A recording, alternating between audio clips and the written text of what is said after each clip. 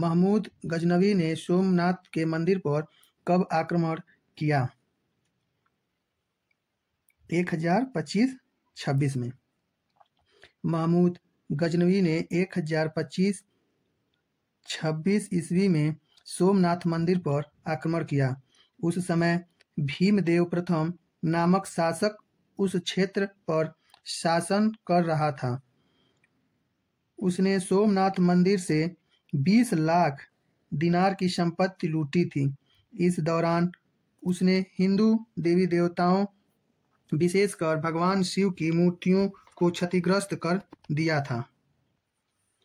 तराइन के मैदान में मोहम्मद गोरी का किस राजा के साथ युद्ध हुआ? तो पृथ्वीराज चौहान। तराइन के मैदान में ऐतिहासिक व्याख्या प्राप्त 3 युद्ध हुए। प्रथम तराइन युद्ध 1191 ईस्वी। तराइन के प्रथम युद्ध में पृथ्वीराज चौहान ने मोहम्मद गोरी को हराकर विजयी रहा। द्वितीय तराइन युद्ध 1192 ईस्वी में। तराइन के द्वितीय युद्ध में मोहम्मद गोरी ने पृथ्वीराज चौहान को हरा के विजयी रहा। तृतीय तराइन युद्ध 1215-16 ईस्वी में। इल्तुतमिश और कुबाचा के मध्य इल्तुतमिश ने कुबाचा को सिंधु नदी में डुबोकर मार डाला। गुलाम वंश का प्रथम सुल्तान था कुतुबुद्दीन ऐबक। कुतुबुद्दीन ऐबक 1150 से 1210 दिल्ली सल्तनत का संस्थापक और गुलाम वंश का पहला सुल्तान था। यह गोरी का गुलाम तथा उनके साम्राज्य का सुल्तान था। गियासुद्दीन बलबन दिल्ली का शासक बना 1266 में। गियासुद्दीन बलबन गुलाम वंश का एक प्रमुख शासक। उसने रक्त और लौह की नीति अपनाई। बलबन ने अपने राजस्व सिद्धांत के तहत एक घोषणा किया था कि सुल्तान धरती पर ईश्वर का प्रतिनिधि, नियाबते खुदाई तथा ईश्वर की छाया जिल्ले इलाही होता है। गियासुद्दीन बलबन 1265 से 1286 ईस्वी तक दिल्ली का शासक बना। दिल्ली में लोदी वंश का स्थापना की बहलोल लोदी ने। दिल्ली में लोदी वंश की स्थापना बहलोल लोदी ने की। लोदी वंश की स्थापना दिल्ली की गद्दी पर अधिकार करने वाले बहलोल लोदी 1451 में की थी। यह लोदी वंश 1526 तक सफलतापूर्वक शासन करता रहा। तालीकोट का युद्ध हुआ था सन 1565 में। तालीकोट का युद्ध विजयनगर साम्राज्य और दक्कन सल्तनत के बीच हुआ था। इसमें दक्कन सल्तनत की संयुक्त सेना ने विजयनगर की सेना को विनाशकारी पराजय दी। तालीकोटा का युद्ध 23 जनवरी 1565 को बीजापुर के दक्षिण पूर्व स्थान पर लड़ा गया, जब तालीकोटा उत्तरी कर्नाटक राज्य में है। विजयनगर साम्राज्य की शासन व्यवस्था में राज्य को कितने प्रांतों में बांटा गया था? 6 प्रांतों में। विजयनगर साम्राज्य का विभाजन प्रांत, राज्य या मंडल में किया गया था। कृष्णदेवराय ने शासनकाल में प्रांतों की संख्या सर्वाधिक 6 थी। प्रांतों के गवर्नर के रूप में राज परिवार के सदस्य या अनुभवी दंडनायकों की नियुक्ति की जाती थी। पृथ्वी का आकार है गोल। पृथ्वी का आकार गोल है। घुमाव के कारण पृथ्वी भौगोलिक कक्ष में चिपटा हुआ और भूमध्य रेखा के आसपास उभार लिया हुआ प्रतीत होता है। भूमध्य रेखा का व्यास ध्रुवों के व्यास से 47 किमी 27 मील ज्यादा बड़ा है। भारत में ग्रीष्मकालीन वर्षा का मुख्य कारण मानसूनी हवाएं। भारत में ग्रीष्मकालीन वर्षा दक्षिण पश्चिम मानसूनी हवाओं से प्राप्त करता है। दक्षिण पश्चिम मानसूनी अवधि को जून से सितंबर की अवधि कहा जाता है। दक्षिण पश्चिम मानसून वर्षा से होने वाली मौसमी हवाएं जो दक्षिण पश्चिम दिशा में अरब सागर से भारत के मुख्य भूमि की ओर बहती हैं। संविधान लागू किया गया सन 1950 में। भारतीय संविधान सभा ने 26 नवंबर 1949 में अपना काम पूरा कर लिया और 26 जनवरी 1950 को यह संविधान लागू हुआ। भारतीय संविधान लिखने वाली सभा में 299 सदस्य थे, जिसके अध्यक्ष डॉक्टर राजेंद्र प्रसाद थे। सेल्यूकस और चंद्रगुप्त मौर्य के बीच युद्ध हुआ था 305 ईसा पूर्व में। सेल्यूकस तथा चंद्रगुप्त मौर्य के बीच युद्ध 305 ईसा पूर्व में हुआ था। इस युद्ध की शुरुआत तब हुई जब सेल्यूकस साम्राज्य के सेल्यूकस निकेटर प्रथम ने मैसेडोनियन साम्राज्य के भारतीय क्षेत्रों को वापस लेने की मांग की। इस युद्ध में मौर्य साम्राज्य के सम्राट चंद्रगुप्त मौर्य विजयी हुए। मौर्य साम्राज्य का अंतिम सम्राट कौन था? बृहदत्त। शतधन्वन का पुत्र बृहद मौर्य साम्राज्य का अंतिम शासक था। उसका शासन 187 ईसा पूर्व से 180 ईसा पूर्व तक था। वह भी बौद्ध धर्म का अनुयायी था। उसके अपने की सेनापति पुष्यमित्र ने बृहदत्त की हत्या कर दी। गुप्त संवत का प्रारंभ वर्ष है 319 ईस्वी। गुप्त संवत का प्रारंभ 319 ईस्वी में हुआ था। गुप्त संवत की स्थापना चंद्रगुप्त ने किया था। शक संवत तथा गुप्त संवत के मध्य 241 वर्षों का अंतर था। दशावतार मंदिर है देवगढ़ में। दशावतार मंदिर उत्तर प्रदेश के ललितपुर जिले के देवगढ़ में स्थित है। यह दशावतार मंदिर भगवान विष्णु को समर्पित है। इस मंदिर का निर्माण गुप्तों के द्वारा किया गया था। पाल वंश की स्थापना किसने की? गोपाल ने। पाल वंश की स्थापना गोपाल ने की थी, जो राज्य के पहले सम्राट भी थे। उन्होंने बंगाल से लेकर मुंगेर तक क्षेत्र को अपने नियंत्रण में ले लिया था। बिहार के उदंतपुरी मठ में की स्थापना गोपाल ने की थी। धर्म परिवर्तन के बाद उन्हें बंगाल का पहला सम्राट माना गया। चंदेलों के 2 प्रसिद्ध नगरों के नाम बताइए। चंदेलों के 2 प्रसिद्ध नगर खजुराहो और महोबा है। चंदेलों का शासन बुंदेलखंड क्षेत्र पर 500 वर्षों तक रहा था, जिसका शासनकाल 9 शताब्दी से 13वीं तक रही। भारतीय चंदेल वंश का स्थापना नन्नुक को माना जाता है। खजुराहो चंदेली की आध्यात्मिक राजधानी थी। कालिंजर चंदेली की सैन्य राजधानी थी।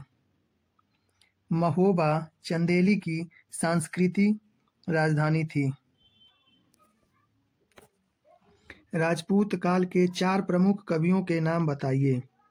राजपूत काल के 4 प्रमुख कवि जयदेव, कल्हड़, भर्तृहरि, भारवी। भोज प्रबंध किसकी रचना है? भोज प्रबंध लोक साहित्य का एक अनुपम ग्रंथ है। यह बल्लाल की कृति है।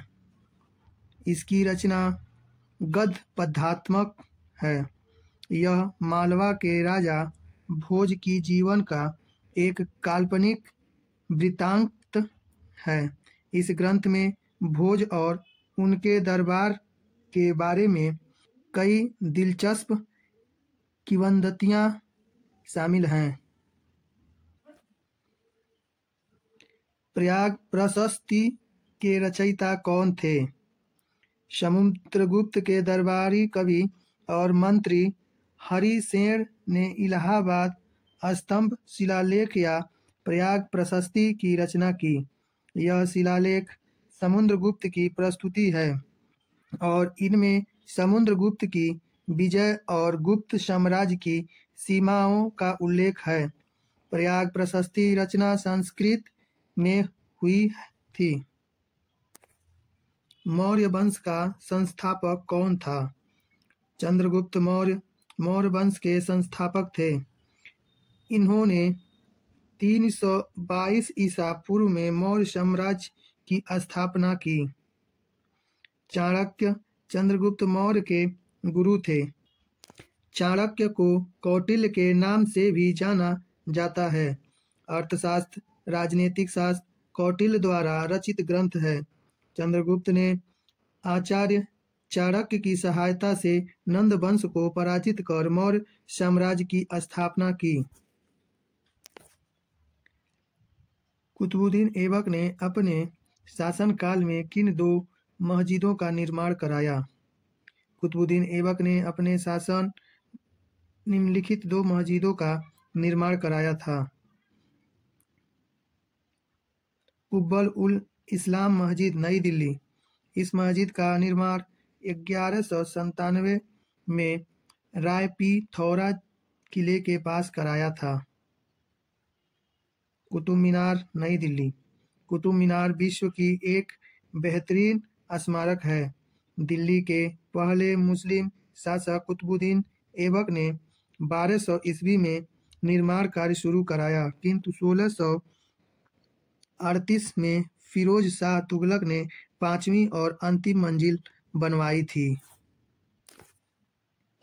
सल्तनत काल में राज्य का सर्वोच्च अधिकारी पदाधिकारी कौन होता था? सल्तनत काल का सर्वोच्च पदाधिकारी सुल्तान होता था। सल्तनत काल में सुल्तान का स्थान सबसे अधिक महत्वपूर्ण स्थान था और सर्वोच्च राजनीतिक, सैनिक सत्ता और कानूनी सत्ता भी उसी में निहित थी।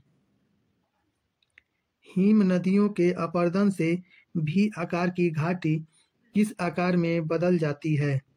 हिम नदियों के अपरदन से वी आकार की घाटी यू आकार में बदल जाती है।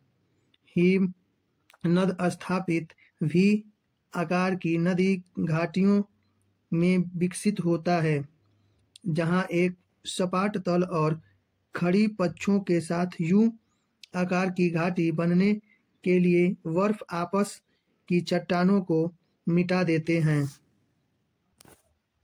वाष्पीकरण से आप क्या समझते हैं? वाष्पीकरण, जब कोई तरल पदार्थ गैस में बदल जाए उसे वाष्पीकरण कहते हैं। वाष्पीकरण के कारण ही तालाब का पानी वाष्प के रूप में गायब हो जाता है। सूर्याभिताप किसे कहते हैं? लघु तरंगों के रूप में पृथ्वी की ओर आने वाले सौर विकिरण को सूर्याभिताप कहते हैं। पृथ्वी सूर्य से बहुत छोटी है और यह सूर्य से बहुत दूर है, अतः पृथ्वी की सतह पर पहुंचने वाली सूर्य तप की मात्रा सूर्य से विकिरित ताप की मात्रा से बहुत ही कम होती है। मूल अधिकार किस पर बल देते हैं? मूल अधिकार जो कि भारतीय संविधान द्वारा भारतीय समाज में जीवन यापन करने वाले व्यक्ति के संतुलित तथा सुचितापूर्व जीवन के जीने के लिए प्रदान किया गया है। मूल अधिकार व्यक्ति की समता, स्वतंत्रता, संस्कृति और शिक्षा संबंधी तथा शोषण के विरुद्ध अधिकार को बल देता है। अर्थव्यवस्थाओं का वर्गीकरण प्रमुख रूप से किन दो आधारों से करते हैं? अर्थव्यवस्थाओं का वर्गीकरण प्रमुखतः 3 आधारों पर किया जाता है। पहला, समाजवादी अर्थव्यवस्था। राज्य की सभी आर्थिक गतिविधियों पर राज्य का नियंत्रण। पूंजीवादी अर्थव्यवस्था। ऐसी अर्थव्यवस्था जिसमें आर्थिक गतिविधियों पर राज्य का न्यूनतम नियंत्रण। मिश्रित अर्थव्यवस्था। ऐसी अर्थव्यवस्था में समाजवादी तथा पूंजीवादी दोनों अर्थव्यवस्थाओं की विशेषता पाई जाती है। किसी अर्थव्यवस्था में संचालन के लिए मूल रूप से श्रम और पूंजी की जरूरत होती है, जो किसी भी अर्थव्यवस्था आधारभूत इकाई है। उत्पादन क्या होता है? अर्थशास्त्र में उत्पादन से तात्पर्य श्रम, संसाधन, तकनीकी और पूंजी के माध्यम से किसी उपभोग की जाने वाली वस्तु तथा सेवाओं के निर्माण से है। जैसे स्वेटर की उत्पादन में ऊन, सूत के धागे, सिलाई बुनाई की मशीनें तथा उनमें खपत होने वाली बिजली व कारखानों में श्रमिकों को उपयोग में लाया जाता है। उत्पादन के मूलभूत 3 कारक हैं: श्रम, पूंजी और संसाधन। उपभोक्ता संरक्षण अधिनियम कब लागू हुआ था? भारत में उपभोक्ता अधिकारों को ध्यान में रखते हुए उपभोक्ता संरक्षण अधिनियम 1986 ईस्वी में पारित किया गया था। इसे लोकप्रिय रूप से CCPA के नाम से जाना जाता है। इस अधिनियम ने उपभोक्ताओं को उपभोक्ता अदालतों में प्रतिनिधित्व करने का अधिकार दिया। यह अधिनियम केंद्रीय उपभोक्ता संरक्षण प्राधिकरण CCAP के गठन का प्रावधान करता है। भारत किस गोलार्ध में स्थित है? भारत की मुख्य भूमि अक्षांश 8.4 उत्तर और 37.6 उत्तर तथा देशांतर 86.7 पूर्व और 87.25 पूर्व के मध्य फैली हुई है। भारत अक्षांशीय रूप से उत्तरी गोलार्ध तथा देशांतरीय रूप से पूर्वी गोलार्ध में स्थित है। चंद्रगुप्त मौर्य की मृत्यु और बिंदुसार का राज्यारोहण किस सन में हुआ था?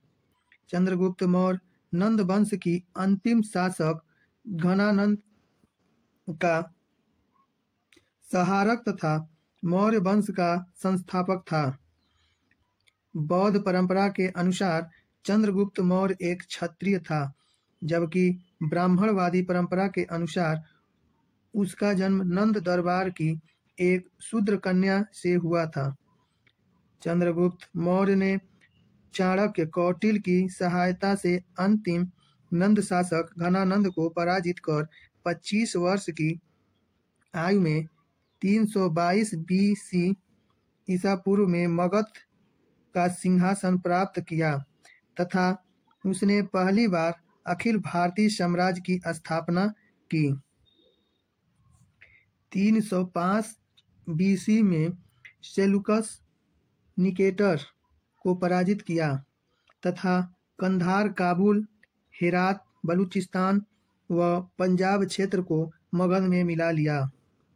मेगास्थनीज के अनुसार चंद्रगुप्त मौर्य की सेना में 6 लाख पैदल, 50,000 अश्वरोही, 9,000 हाथी तथा 800 रथों से सुसज्जित अजेय सैनिक थे।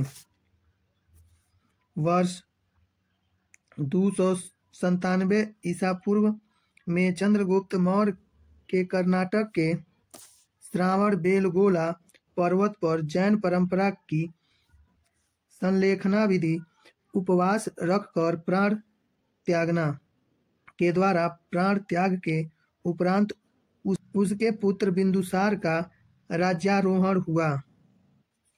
यूनानियों ने बिंदुसार को अभित्रोचेत, अभित्रघात अर्थात शत्रुओं का नाश करने वाला नाम से पुकारा है। बिंदुसार ने अपने राज्य का विस्तार दक्षिण तक किया। केवल उत्कल क्षेत्र का कलिंग उनके क्षेत्र से बाहर था, जिसे उसके पुत्र अशोक ने जीतकर अपने राज्य में मिला लिया। चंद्रगुप्त विक्रमादित्य के 9 रत्नों में से किन्हीं 4 का नाम लिखिए। चंद्रगुप्त विक्रमादित्य और चंद्रगुप्त द्वितीय गुप्त वंश के एक महान शासक थे, जो उज्जैन के क्षेत्र में अपना शासन करते थे। ये कला और साहित्य के प्रति अपनी गहरी रुचि के लिए जाने जाते थे। अपनी इस रुचि के कारण वे अपने दरबार में अलग अलग क्षेत्रों में महारत हासिल कई लोगों को रखते थे, जिनमें से प्रमुख 9 लोगों को नवरत्न की उपाधि दी जाती है, जो दरबार को सुशोभित करते थे। वर रुचि, व्याकरणविद, बराहमिहिर, खगोल शास्त्री, कालिदास, नाटककार, धन्वंतरी, चिकित्सक, हरिसेन, कवि लेखक, अमर सिंह, संस्कृत के कोशकार, शंकु, वास्तुकार, कहपनक, ज्योतिषाचार्य, बेताल भट्ट, जादूगर। विशाख दत्त के द्वारा लिखित 2 नाटकों का नाम लिखिए। विशाख दत्त संस्कृत साहित्य सुप्रसिद्ध नाटककार थे। विशाख दत्त गुप्त काल की एक विभूति थे। विशाख दत्त द्वारा रचित विभिन्न नाटक: अभिसारिका वंचितकम, देवी चंद्रगुप्तम, मुद्रा राक्षस, राघवानंद नाटक। राजपूत कालीन पूर्वी भारत के 4 प्रमुख मंदिरों के नाम लिखिए। भारतीय इतिहास में 7वीं से 12वीं सदी तक के काल को राजपूत काल कहा जाता है। राजपूत स्थापत्य कला हिंदू स्थापत्य कला का ही एक अंग थी। मूलतः यह कला गुप्तकालीन नगर शैली से निकली थी, किंतु इस शैली पर बौद्ध एवं जैन शैलियों का भी प्रभाव था। राजपूतों द्वारा निर्मित मंदिर: कंदरिया का महादेव मंदिर, भुवनेश्वर का लिंगराज मंदिर, कोणार्क का सूर्य मंदिर, तेजपाल मंदिर, पुरी का जगन्नाथ मंदिर, विश्वनाथ मंदिर, एलोरा का कैलाश मंदिर। भूकंप किसे कहते हैं? भूकंप की तीव्रता मापने के लिए किसका प्रयोग होता है? भूकंप। साधारणतः भूकंप का अर्थ पृथ्वी में कंपन से है, जिसके अंतर्गत पृथ्वी के बहिर्जात तथा अंतर्जात बलों के कारण ऊर्जा निकलती है, जिससे तरंगें उत्पन्न होती हैं, जो सभी दिशा में फैलकर कंपन पैदा करती हैं। यही कंपन भूकंप कहलाता है। जिस स्थान पर सबसे पहले इन तरंगों का अनुभव होता है, उसे भूकंप केंद्र कहते हैं तथा भूकंपी तरंगों के उत्पन्न होने के स्थान को भूकंप मूल कहते हैं। भूकंप मूल के ठीक ऊपर भूकंप केंद्र होता है। भूकंपीय तरंग 2 प्रकार की होती हैं: भूगर्भिक तरंगे, पी तरंगे, यस तरंगे, धरातलीय तरंगे, यल तरंगे। भूकंप के प्रकार: विवर्तनिक भूकंप, पृथ्वी के प्लेटों के खिसकने से ज्वालामुखी जन्य भूकंप, सक्रिय ज्वालामुखी क्षेत्र में, नियत भूकंप, खानों में, विस्फोट भूकंप, बड़े बड़े विस्फोटों से उत्पन्न। भूकंपीय घटनाओं का मापन आघात की तीव्रता के आधार पर किया जाता है। इसे रिएक्टर स्केल पर मापा जाता है। इसमें भूकंप की तीव्रता 0 से 10 के मध्य होती है रिएक्टर स्केल पर 5 से अधिक तीव्रता वाले भूकंप विनाशकारी होते हैं। भूकंप की तीव्रता को मापने के लिए सिस्मोग्राफ का भी उपयोग करते हैं। अपशिष्ट किसे कहते हैं? अपशिष्ट से तात्पर्य ऐसे पदार्थ से है जिन्हें उपयोग के पश्चात अनुपयोगी मानकर फेंक दिया जाता है। जिसमें एक तरफ मानवीय उपयोग में लाए गए पदार्थ जैसे कागज, कपड़ा, प्लास्टिक, कांच, रबड़ इत्यादि है, वही दूसरी तरफ उद्योगों जैसे फैक्ट्रियों व कारखानों से निस्तारित ठोस एवं तरल अपशिष्ट पदार्थ के स्रोत। अपशिष्ट के स्रोत को आमतौर पर 4 प्रकार के वर्गीकृत किया जाता है। औद्योगिक प्लास्टिक कांच, वाणिज्य प्लास्टिक कागज, घरेलू पत्तियां, सब्जियों के छिलके, मौल, कृषि मवेशियों का अपशिष्ट, खरपतवार, भूसा इत्यादि। अपशिष्ट के प्रकार: बायोडिग्रेडेबल अपशिष्ट, गैर बायोडिग्रेडेबल अपशिष्ट। संविधान के निर्माण में कितने समय लगा? यह संविधान सभा द्वारा कब पारित किया गया? संविधान से तात्पर्य किसी देश, राज्य, संगठन या संस्था को संचालित करने वाले नियमों के एक दस्तावेज से है। देश के संविधान निर्माण में कुल 2 वर्ष 11 माह 18 दिन का समय लगा।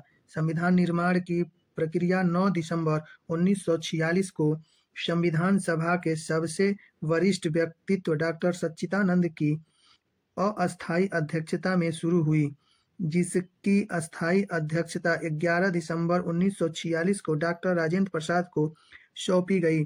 संविधान 26 नवंबर 1949 को बनकर तैयार हो गया।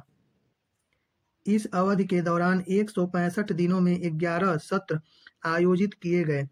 संविधान सभा में 15 महिलाएं भी शामिल रहीं।